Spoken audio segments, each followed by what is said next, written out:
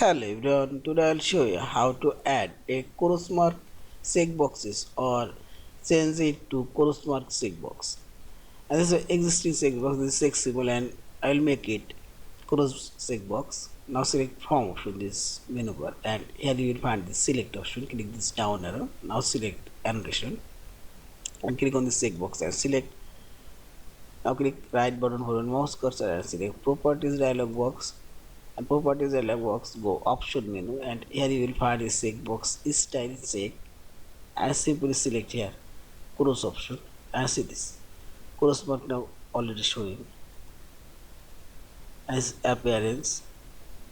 And similarly I will make it option cross box as it's cross, this one also I'll make it cross and see this all of these checkboxes now create cross checkboxes. If we want to add new checkboxes as a cross checkbox, click on the checkbox and do your checkbox here. Now click right button and select properties dialog box and go option. Here default showing check and simply add here cross. I select close and option and see this. Yeah, this is. And finally select this file option, save or save as a fillable PDF form.